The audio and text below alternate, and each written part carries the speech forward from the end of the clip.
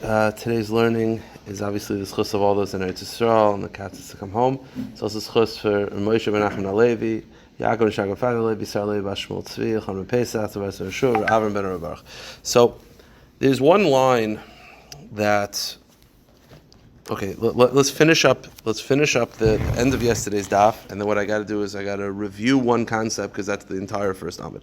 So the last thing the Gemara said is we're up to 2 lines from the bottom on Yud Gimel Amud Beis. So the Gemara had said like this: there's a brayso that said that the following halacha: if I borrow an ox and a damage happens, the first 3 times I pay half, the 4th time I pay whole. Like a standard ox damaging situation. And the Gemara wants to know what exactly is the case. Is the case I borrowed the ox, right? Let's say I borrow Bessie. I'm the shoyel. And then Bessie attacks my animals. So I can go to the original owner and say, hey, pay me. The problem, the Gemara says, is that when you borrow, you're taking responsibility. That's the whole point of borrowing. If I lend my car out and then they bang into a car, it's not my responsibility. I lent it to you. That's your responsibility. So if Bessie, which I borrowed, attacks my animals, how can I go to the original owner? So you'll say, okay, LMI, my animals attacked Bessie. The problem is, then why are you paying half? What's the halach if you borrow a television and you borrow a laptop and you pour water on it? You have to pay for the whole thing. So if I borrow the animal gets damaged, manashach. Meaning I either should be exempt or fully chayiv. When am I chayiv 3 times? Half for the first 3 times. You understand the problem? So the Gemara says, La'olam, da'aski tar the mashal tar the shel. It's a very simple answer. The case is the original case, which is I borrow Bessie, okay, and then Bessie attacks my animals. I go to the original owner and I say, hey, pay me. So he said, what do you mean pay me? I gave it to you, you're responsible. The case is where I didn't take responsibility. The case is, I said, I'm borrowing the animal for you, and I'm going to watch the animal. I make sure nothing happens to it, but I am not responsible for what it does. So I will borrow Bessie, I will look over Bessie, make sure nothing happens to her, but if she attacks others, I'm not responsible. You stipulated that. So if that's the case, fine, sure. Okay, so easy. Very, okay. Okay, very simple. So if that's the case, so wait a minute, you're telling me that the case specifically is where I specifically stipulated I am not taking responsibility. Here's the problem. Then go to the end of the brayso. What do the end of the brayso say? What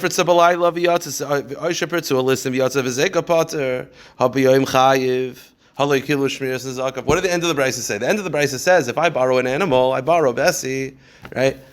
And I put up a giant wall, and all of a sudden, in the middle of the night, lightning strikes and knocks it down, whatever it is. I'm not responsible.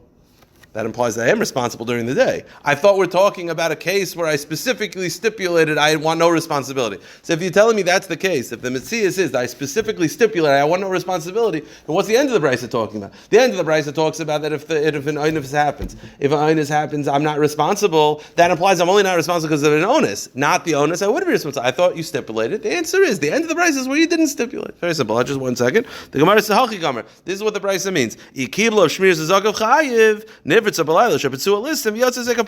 first part of the brayso is I stipulated I want no responsibility. Fine. The end of the brayso is, and if I didn't make that stipulation, I'm normally chayiv, except if it's an onus. If I have to leave in 15 minutes, so will I be able to? I'll maybe do it later. Yeah, I should listen to it later. All right. And back. Okay, so here's what I probably did not explain properly yesterday. A lot of times you have this where it's like one line in a Gemara, which was like sort of a throwaway line, is now the entire daf today. So I wanted to clarify this point. When an animal damages by an ox, there's shein, regel, and keren. Okay, shein and regel, the pasuk specifically says ubir bisdei acher, which means that the damage happened in someone else's property, meaning my animal broke into Gavin's property and caused damage to Gavin's. I pay for shein and regel.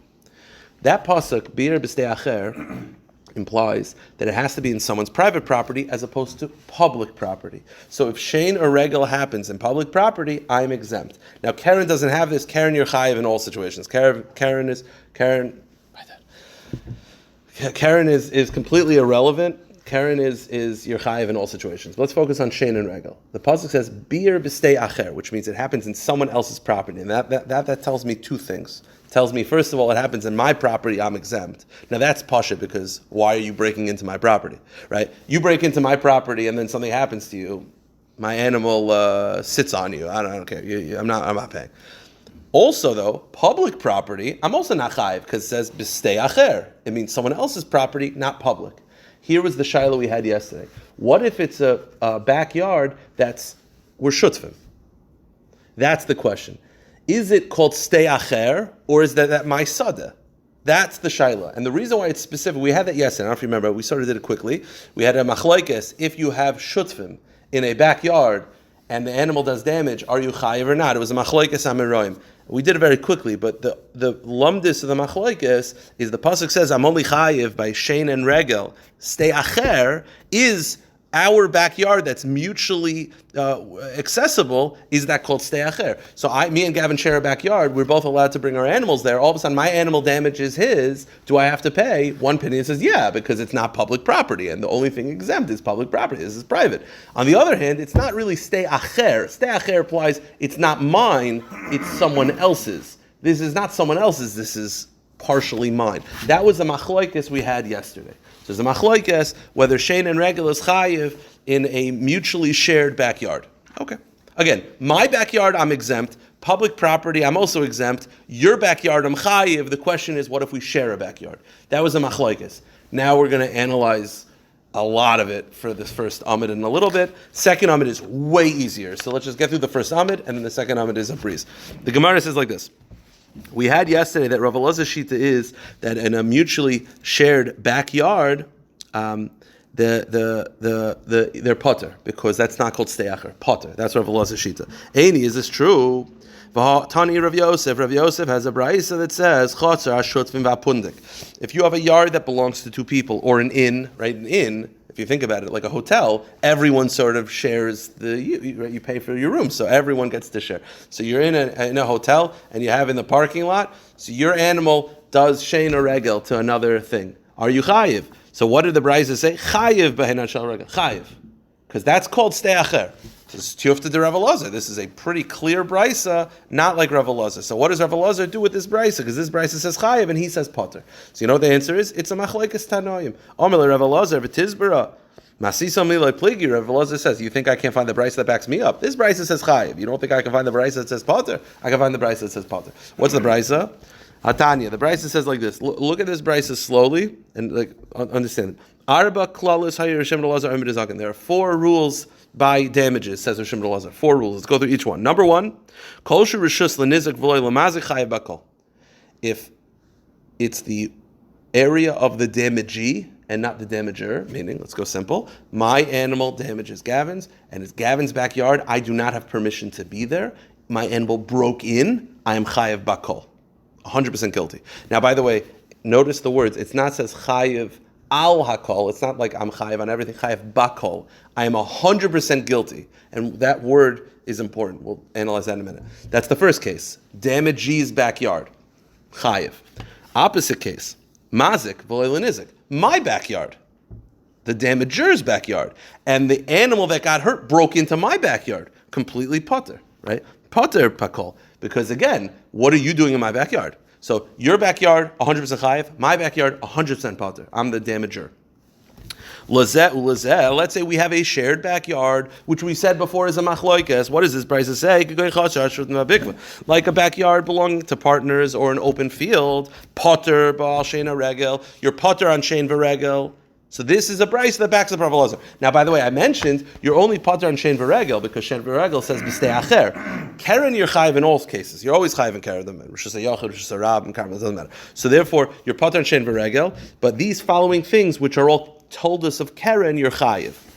Nagicha, nagifa, nashicha, rebitza, beita, right? Goring, pushing, biting, squatting, kicking. These are all told us of keren. Tam mishalim chatzi nezek. The first 3 times you pay half damages. Muad mishalim nezek shalom. After that you pay full damages. Perfect. Loy lazeh v'loy lazeh. So that's the third case. So again, my backyard 100% potter, your backyard 100% chayiv. Shared backyard, chayiv on keren, potter on shein v'regel. What's the fourth case? What could be the fourth case? The fourth case is loy lazeh v'loy lazeh. It's neither of ours. So like pashtus, the simple pshat is that it's a third person. Like we completely, like the fight broke out into your backyard. You have no shaykhs. But the Gemara doesn't like that. The Gemara is actually going to change it. I'll tell you what the Gemara is actually going to end up doing. The case is, it's actually the first case again. Loy lezeh v'loy lezeh, meaning it's not mine and it's not yours exclusively, it's yours. Meaning it's not mine and yours together, it's just yours. So it's a repeat of the first case. What's the halacha? Chayiv bayal shein v'regel al negicha v'angis chayiv on kol. Now, by the way, just point out, if this fourth case is a repeat of the first case is chayiv al kol, and this is also chayiv, but it like specifies the things. Well, we'll analyze it. What do you see from this brisa? This brisa says that if it's a backyard that's shared by us, you potter on shein v'regel. So raya to Rav Elazar. Okay, so Rav Elazar says it's machlokes tanoi. Fine. Now the Gemara says katani miyas chaser shutzim abikas potter bal shein v'regel. You see that this is a shared backyard. I'm allowed to bring my animal there. You're allowed to bring your animal there. And what happens? You do shein v'regel, you're potter. So it's a raya to Rav Elazar. So it's a machlokes tanoi. So the Gemara says kasha hadadi. Now the Gemara doesn't generally do this. Usually when it's a machlokes tanoi, you just say it's two brises disagree with each other. Now the Gemara says, is there any way to make the brises work? Like, is there any way to make it not a machlokas? One brisa says backyards that are shared chayiv and shein regel. One brisa says potter shein regel. Is there any way to make it work? And the answer is yes. How so? Kitani ahi bechotzim yuchadas lazel lazeh bein peres bein l'shvarim. Heider Rav Yosef bechotzim yuchadas leperes bein yuchadas l'shvarim. De legabe shein have lechotzer ha nizik. You know how you can make it work? One brisa says that if me and Gavin have a shared backyard, my animal does shein v'regel. One brisa says potter, one brisa says chayiv. So it's machlokas. He says no. It could be like this. The case that we're potter is where I have, again, if I have permission to be there, there's reason to say potter because it's not stay acher. It's not someone else's sada. It's sada sheli. The brisa that says potter is where I have 100% permission to be there. You have 100% permission to be there. We share a backyard. I could bring fruit. You could bring fruit. I could bring a couch. You could bring a couch. I could bring a cow. You could bring a cow. That's when it's potter. The brisa that says chayiv is where me and you are both sharing a backyard, but we have a rule based on the tenant society, no pets allowed. So I'm allowed to put my couch there, you're allowed to put your couch there, but we're not allowed to have pets there. Therefore, my pet breaks in there, it's not supposed to be there. So it's called stei acher. It's my sada, but vis-a-vis where the animal's supposed to be, it's stei acher. So it's not a machlokes. It just depends on, so both cases are partnership. It's just a matter of, is your cow allowed to be there? If your cow's allowed to be there, then it's not stei acher. My cow's allowed to be there. It's sadeh sheli. But if my cow's not allowed to be there, all I'm allowed to do is I have permission to leave my storage there, then that's called stei acher and I'm chayiv. So that's one way, you understand, that's a way to make it not a machlokes. So the Gemara says, Dekanami, I'll prove it to you. One brisa, they both describe partnerships, but if you noticed, one brisa said, Hachadumya de pundik, one brisa said it's an open field partnership, and one brisa said it's an inn and a hotel. Hotels, are you allowed to bring your oxes into hotels? No. So one brisa that says, so they're both talking about partnerships, but one specifically said a hotel and one specifically said open field, because in the hotel, we're partners for our items, no animals allowed. That's why you're chayiv. The brisa that said open fields mean I'm allowed to have my animals, therefore it's not stei acher, it's sadeh sheli. That's how you explain the brises in a way that there's no machlokes. So the Gemara says, wait a minute. So you're telling me that the case that I'm chayiv is where it's my backyard and Gavin's backyard. I have my couch there, you have your couch there. But when my animal attacks or does damage, I'm chayiv. Why? Because that's stei acher. What's a stei acher? How is that stei acher? I have my couch there. So what's the answer? The answer is I'm not allowed to have my animal there. So it's stei acher, it's someone else's field, because regarding my permission for my animal to be there, it's stei acher, right? That's the question. Is it stei acher? So it's technically my field, my backyard, but I'm not allowed to have my animal there. So what my animal does, it's like a foreign field. So the Gemara speaks this out. Maskor of Zera, keeping the michadis leperis, habinam be a stei acher v'leka. If I'm allowed to have my stuff there, then how is it stei acher? How is it someone else's field? I thought it's my field. The answer is because I'm not allowed to have my ox in there. Stei acher, it's called stei acher. So this two machlokes tanoim, these two brises are not arguing. They're just talking about different situations. So let me just interesting point. We had yesterday a machlokes ameroyim. What happens if you have a partnered backyard? One opinion says chayiv shein v'regel, one opinion says potter. It was machlokes ameroyim. Today we said machlokes tanoim. But we said it's not actually machloekes. One's talking about where you're allowed to have your animals there, you're not. So we sort of diffuse the machloekes tanoim by saying it's not really machloekes. It's not talking about the same things. So why don't we do that the same thing for the Amoraim? Maybe the Amoraim didn't argue either. Maybe one was talking about a case where you're allowed to have your oxen there, one was talking about a case you're not allowed to. Meaning, why do you assume they argue at all? If you diffuse the machlokes tanoim, why don't you diffuse the machlokes amoraim? And the Gemara says, yeah, it's a good idea. The Gemara says, so maybe the amoraim don't argue. Like, yesterday we sort of like left it was very binary. Partnership in a backyard. Me and you have a backyard we share. One opinion, Rav Elazar says, potter. I think it was Rav Yochanan says chayiv. Rav Chizda said chayiv, like straight up, very hard line machlokes. But now we're saying it's not really so pashut. Maybe they're not arguing at all. One was talking about a case where you're allowed to have your oxen there. One was talking about a case where you're not allowed to have your oxen there. They don't argue at all. And the Gemara says, yeah, Amarei nami le pligi. Amarei in, yeah. Their whole machlokes is just whether that's called steacher, but it's not really a machlokes anymore. They both agree that a partnered backyard is actually potter in general. Their only argument is, what if I'm allowed to have my fruit there, but not my oxen there? That's the machlokes. It's very limited. But we normally put it down from Tanoim or to a Sfara through. We can't just start applying this. I know, it's interesting. We normally do that for Tanoim because they weren't alive at the time. And we could sort of say like, well, maybe they don't really argue, but now we're taking Amoraim. We're like, I guess the point is, if you can make shalom between them, like, why? You know what I mean? It's interesting. It's a rare thing to do. We do this for Tanoim, not Amoraim as much, but that's the Gemara says. Okay, from here until the end of the Amid, what we're going to do is let's analyze that brisa, and and there's a glaring issue with the brisa. Again, the glaring issue is there's two things. One is the first case. Again, there's four categories for damages. The first case is, again, I'm the damager, Gavin's the damagee. Let's make it easy like that. The first case is, I break into his backyard. I'm not supposed to be there. Chayiv bakol. Not chayiv al hakol, chayiv bakol. And in diktuk, it's a funny lashon.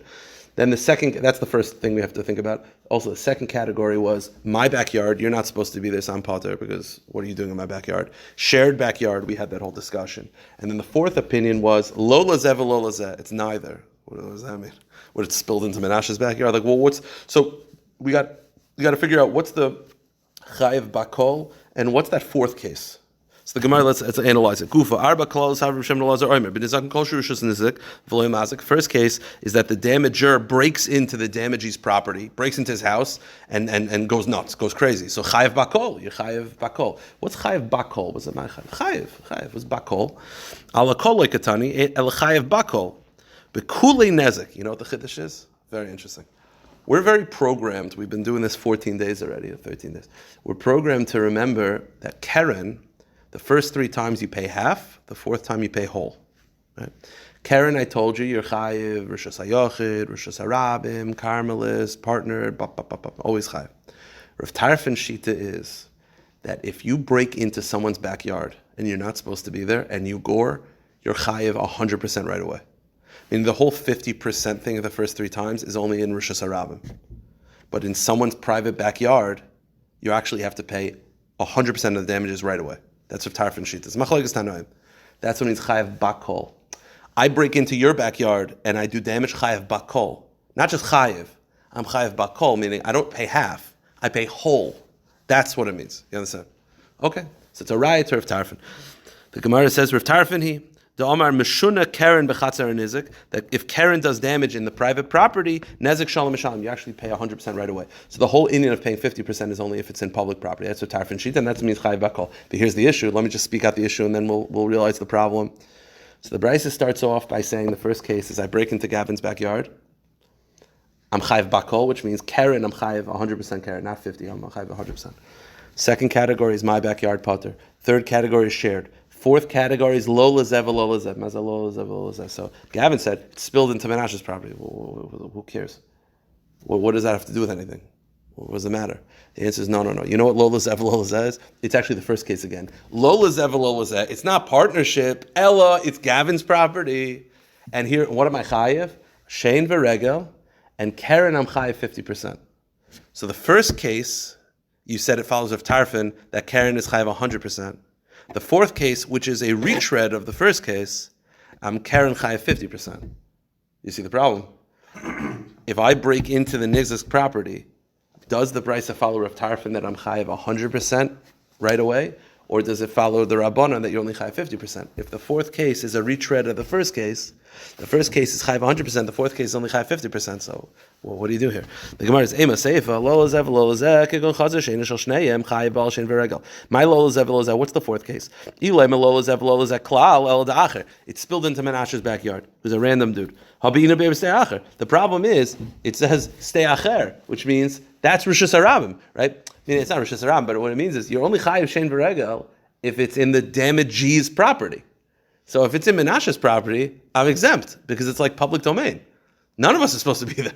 It's like a public domain. Either, again, Shein V'Regel, you're potter if it's public property, and you're only chayiv if it's in the damagee's stay acher. It's in your property. If it's spilled into Menashe, I'm going to be potter. So that can't be the case. So what's the fourth case? It's a retread of the first case. It's that we broke into Gavin's property. My animal broke in and gored Gavin's property. So the first part, we said chayiv bakol, which means a chayiv 100%, like right away, 100%. The fourth case, which is a retread of the first, I'm only chayiv 50%. So what's going on over here? So the Gemara says, V'leka el pshita loy lezev lezel dechad ukadani sefer tam mishalim chatzi nezek mud mishalim nezek shalim asna rabbanon da mishuna karen b'chatzi nezek chatzi karen the mishalim.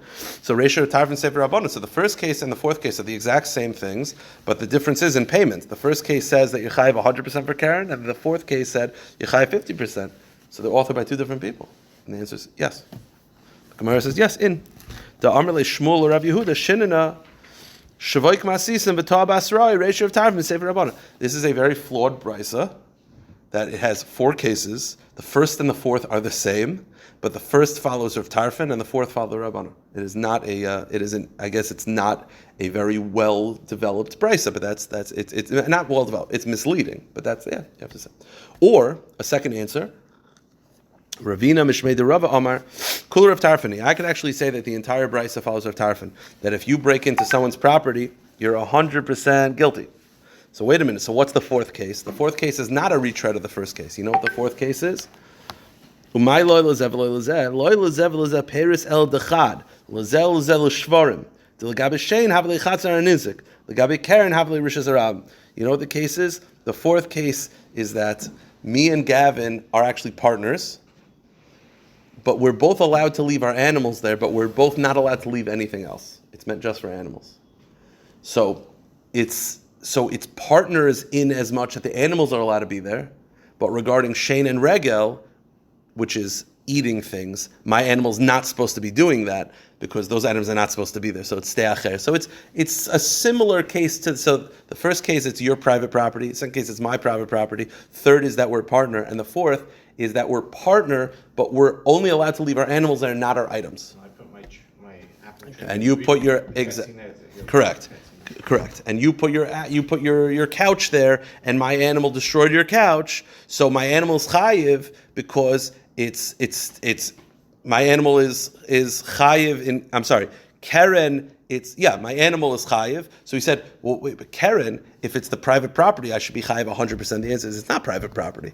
Karen is chayiv 50% in public domain. This is public because we're both allowed to leave our animals there. If I throw my Picasso into the pig pen that we share, yeah, you're chayiv. Because you're not supposed to put it there.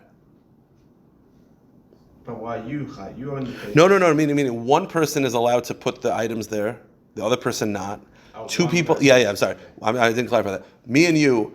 You're allowed to put your items there, not me, but we're both allowed to put our cows there. So when it does damages, it's like private property because it's not supposed to do that. But when it comes to goring, it's public property because we're both allowed to leave our animals there. Okay. So now one last issue, and then the second element is a lot easier. One last issue. So we said there are four cases. So let's just review what the cases. Your domain, privately. My domain, privately. We share. So it's not really four cases. I mean, it's like it's four subcategories. It's really three categories: private, shared. That's basically what it is. So the Gemara says, "Ihachi arba shloishav." Isn't it really closer to three? So the answer is no. Amar Nachman Yitzchak, go to the next page. Shalish klolis me'arba mekaymis. It's three main categories that trickles down into four cases. Okay, fine. New Mishnah, very simple. The Mishnah is actually they're written very funny. They're written very like poetic even. This is what it says: Shum kesef. Like, it doesn't say what the case is. It just says payment is based on money. Okay. Comma. We'll figure out what that means. Shava kesef. It has to be worth money. Bifnei bezdin, in front of bezdin. Al pi edim, with witnesses. B'nei chorin, who are free men. B'nei bris, the witnesses have to be Jews. Hanoshim b'chlal hanezek, women are included in the laws of damages. I guess if a woman damages, she has to pay. V'hanizik v'hamazik b'tashlumin, and both the damaged party and the damager both pay. Again, every line needs a complete explanation. It doesn't have. It's very cryptic. So let's go through each word we're going to go through. Let's go to the first one. Shum kesef. It's based on monetary assessment. What does that mean? You know what it means? Amrav Yehuda. Shumzeh, this is like a davar pashut, but the Mishnah had to speak it out. We know this because we've been doing these dafim for so many times already. Shumzeh lo yehel b'kesef. It's based on, damages is based on the value of the damage. You're like, yeah, it's pashut. Let's say I damage your car, $500 worth of damage, I got to pay $500. So you say, well, of course, what was the alternative? The alternative would be as follows. Let's say my para ripped the talis. So I destroyed your talis. Or my talis destroyed your para because it wrapped around its feet and broke its ankle. So my para damaged your talis. Let's say it was $100 worth of damage. I could see, again, not Sharia law, but you get the cow now. Cow did damage to the talis, you get the cow. The cow's worth $10,000, you get the cow. Talis did damage to the cow, you get the talis. Meaning, you could see how it's just the damagee gets the damager, regardless of the value. To that, the Mishnah says, no, shum kesef. It has to. Yeah, it's very yes. Family is mine now. No, the answer is no. It's based on value. It's based on value. So the Gemara says, "Ein oimim teitze para betalis v'talis bepara." Meaning, we don't say just okay, if your ox destroyed his car, well, you get the ox. Don't work like that. It's got to be. You figure out the value. You figure out the value of the ox. If it adds up, fine. But if not, you got to pay cash, whatever it is. Okay, that's the first one. Next one is shava kesef. It has to be worth money. What does that mean? The Tanur Rabbanan shava kesef melamed she'ein bezdin is kakin. Okay, let's take this brisa slowly. It's again misleading and a little confusing. The brisa says ein bezdin is kakin l'nechasim sheyesh el l'nechasim sheyesh machais.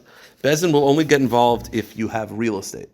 Now, by the way, stop right there. That implies that if you don't have real estate, you don't have to pay me, which is not true. That implies that if Gavin does damage to my property worth $1,000 and he doesn't have any real estate, well, then he can't pay. That's just not true. You can pay, we talked about it, you can pay with brand, you can pay with chairs, you can pay with garbage cans, whatever. So we'll put this aside, what this means. I only get paid in real estate, but says the Brisa, if I grab chairs and I grab anything that has value, Bezdin will be like, all right. Very cryptic brisa. We'll get to it in a second. Now, before we get to that, the brisa has 3 points. It says shava kesef means real estate. That's point number 1. Number 2, Bezdin will only get involved and make you pay if you have real estate. Problematic. Number 3, if I grab it, I can keep it. But let's go through each one slowly. The first point was that shava kesef means real estate. How does kesef mean real estate? Maybe kesef means cash. I don't know. So shava kesef. Amrav Shava Kesef Shava Kesef means real estate. Masha, how do you see that? In the words Shava Kesef, how do you see it means real estate? So Amrav Ula, Davar Shava Kol Kesef. It means something that will always be able to have a transaction. This we'll talk about later on. There's a concept that when it comes to movables, if you overcharge me by 1/6 of the market value, the sale is void. Now, how this applies nowadays, where people there's 100% surcharge, I don't know, but conceptually, if this table market value is $10, you can't charge me $30 for it. But you know what you could charge any value? Real estate. Does not matter what the market value is. The market value of the city can be $100,000. You could charge $10 million. Do whatever you want. There's no rules in halacha to stop you. So when it says kesef, That's what Trump's saying in his court case. Is he? There's no limit on really? real estate. Interesting. That's the whole case. The overvalue So real estate. he does Daf Yomi. So the point is, so the point is, davar hashava l'chol chesef, meaning, so shava kesef means real estate because real estate will always have value because there is no stopping on how much you could charge. So it's shava kesef. It's any amount of kesef. Here's the problem. You know what also has the same rules that you could charge whatever you want? Slaves. and documents. Slaves are like karka, but the point is, then how do you know that shava kesef means real estate? And now you're including it to include slaves, also any documents. Let's say you have a debt. I want to buy the debt from you. I want to buy the ability to collect. I could pay whatever. There's no stopping me. I can pay 10 times over market value. So now you say, how do you know that shava kesef means real estate? You say because it means anything that has, there's no stopping on the market value, the searcher. You could charge whatever you want. But you could do that for slaves and documents as well. So you might say, okay, you're right. It means something that's normally purchased through cash. Movables are not acquired through cash. They're acquired through hagbah and mashicha, other kinyanim. But you know what is purchased through cash? Land. So shava kesef, land, is because it's purchased with cash.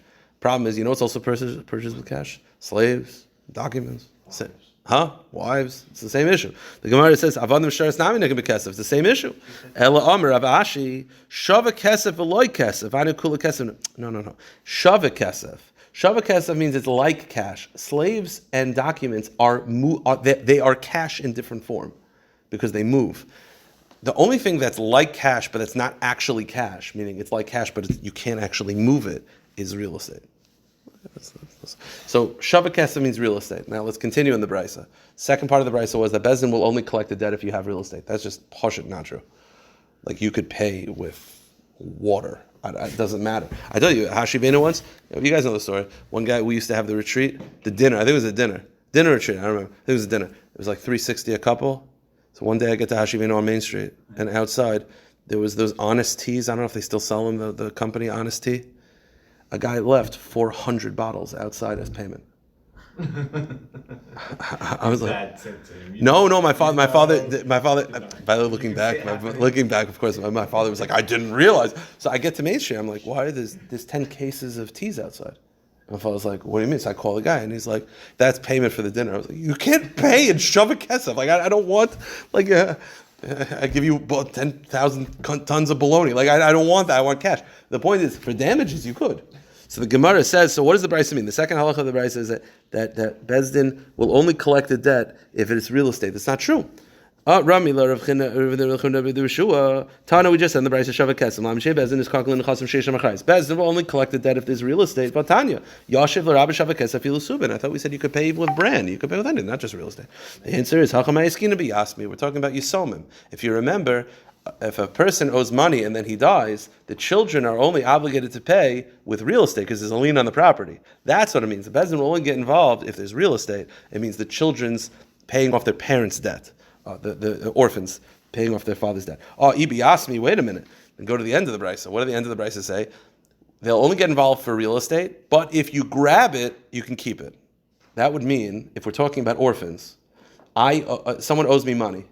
He died, so I go to his kids, and I say, your father owed me $10,000. If there's real estate, I could collect. No real estate, I can't. But then what does the rest say? If I grab it, I can keep it. So I can just break into their house, grab chairs, and run, and it sounds like that's not true. You can't do that by Yisomim. So the Gemara says,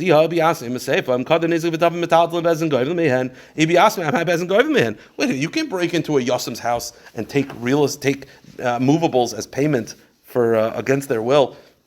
So what does that mean? The answer is, no.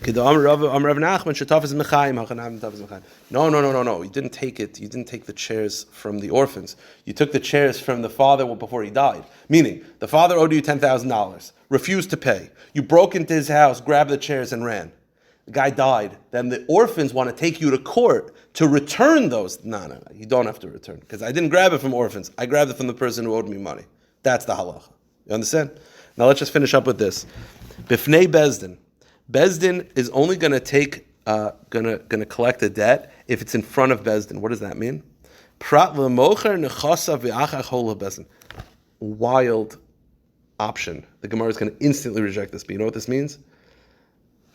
I damaged Gavin's property. I owe him $10,000.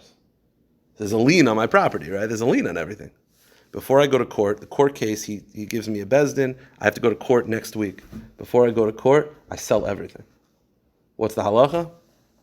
Nothing you can do about it. I sold everything. You can't collect.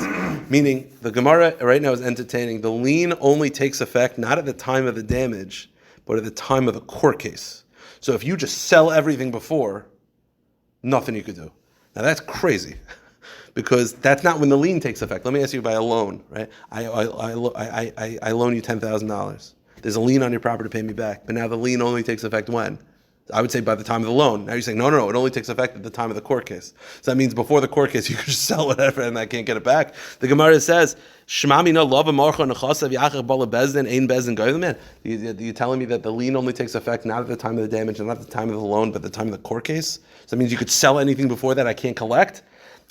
No. Reject that. That's not what it means. See, what is the word b'fnei bezdin? It doesn't mean selling everything. You know what it means?